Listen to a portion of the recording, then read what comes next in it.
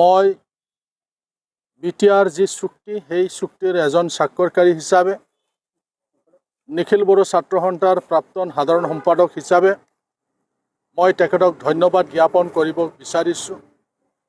কিয়নো বিটিআৰ চুক্তিত থকা মতে কোকৰাঝাৰ জিলাৰ বাছবাৰীত ৰেলৱে ৱাগন যি ৱৰ্কশ্বপ তেখেতে ভাৰ্চুৱেলি সেইটো হ'ব উদ্বোধন কৰিছে। তাৰ কাৰণে মই তেখেতক ধন্যবাদ জ্ঞাপন কৰিছোঁ। কিয়নো আমাৰ বিটিআৰ চুক্তিৰ যি দফা এই দফাটো আজি আৰু এটা সফল হ'ল, তাৰ বাবে মই তেখেতক ধন্যবাদ জ্ঞাপন কৰোঁ। বিটিআৰ চুক্তিত বিভিন্ন দফা আছিলে, পৰ্যায়ক্ৰমে এটাৰ পৰা এটা এই দফাবিলাক ৰূপায়ণ হৈ আছে। দফা ৰূপায়ণ কৰিবৰ কাৰণে চুক্তি স্বাক্ষৰকাৰী হিচাপে আমি বিভিন্ন সময়ত অসম চৰকাৰ আৰু ভাৰত চৰকাৰৰ লগত আমি আলোচনা কৰিছিলোঁ, তেওঁলোকক আহ্বান জনাইছিলোঁ।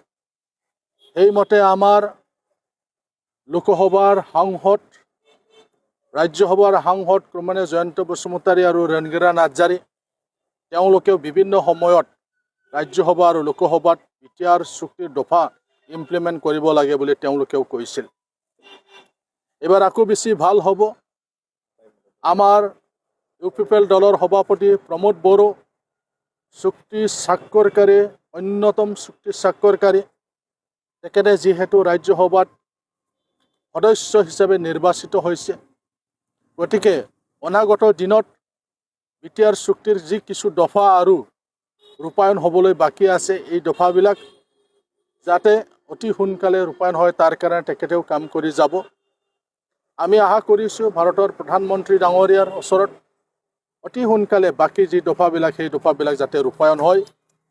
আজি তেখেতৰ যিটো ভাষণ সেই ভাষণত তেখেতে উল্লেখ কৰিছে, এই অঞ্চলৰ কথা তেখেতে কৈছে, বিটিআৰ অঞ্চলৰ কথা কৈছে। 2020 চনৰ বিটিআৰ শান্তি চুক্তিৰ কথা তেওঁ উল্লেখ কৰিছে। কিছু দফা ৰূপায়ণ হ'ল আৰু কিছু দফা ৰূপায়ণ হ'বলৈ গৈ আছে বুলি তেখেতে সম্বোধন কৰিছে। গতিকে আমি আহ্বান জনাইছোঁ, বিশেষভাৱে মই চুক্তি স্বাক্ষৰকাৰী হিচাপে তেখেতক আহ্বান জনাইছোঁ, এই NDA চৰকাৰৰ দিনত অতি সোনকালে যাতে গোটেই আমাৰ দফাবিলাক যাতে ৰূপায়ণ হয় তাৰ কাৰণে মই তেখেতক আহ্বান জনাইছোঁ।